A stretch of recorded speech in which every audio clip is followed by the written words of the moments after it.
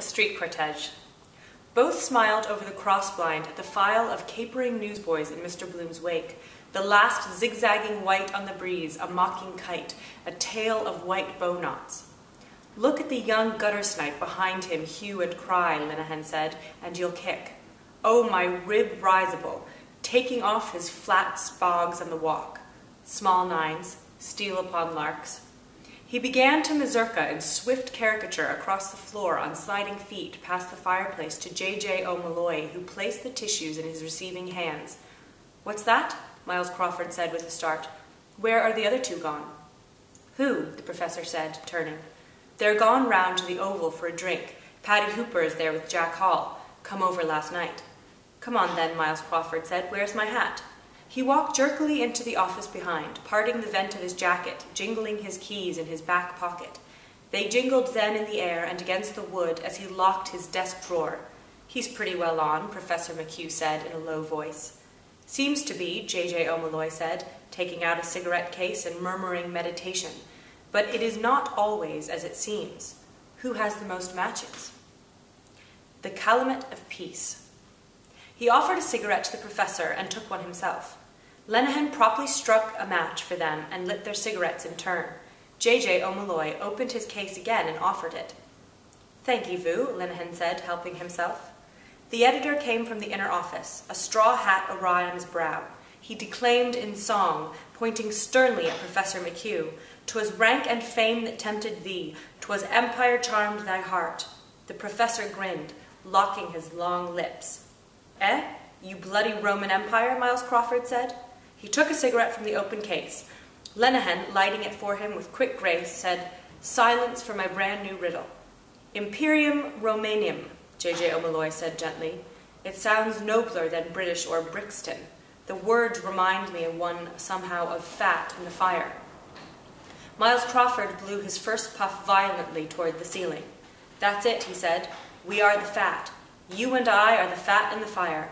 We haven't got the chance of a snowball in hell." The grandeur that was Rome. "Wait a moment," Professor McHugh said, raising two quiet claws. "We mustn't be led away by words, by sounds of words. We think of Rome, imperial, imperious, imperative."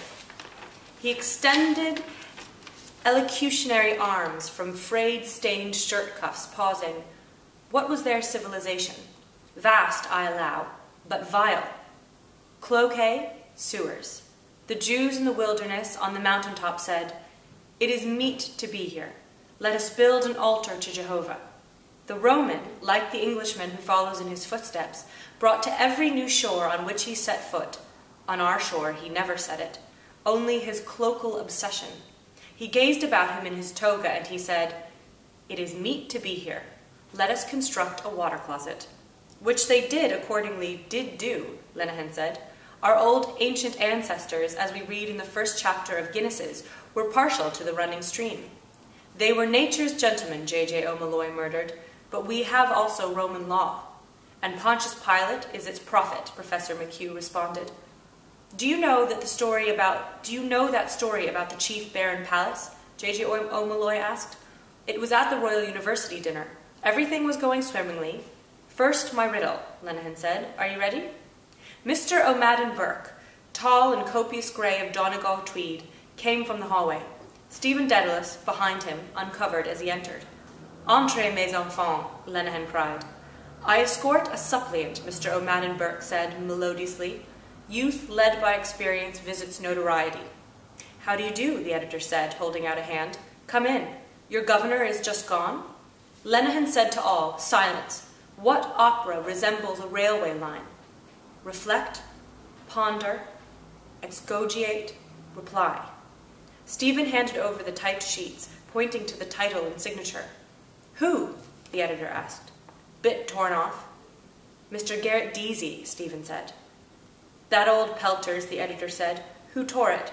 Was he short-taken?" "On swift sail, flaming from storm and south, he comes, pale vampire, mouth to my mouth." "Good day, Stephen," the professor said, coming to peer over their shoulders. "Foot and mouth. Are you turned?" "Bullock befriending bard."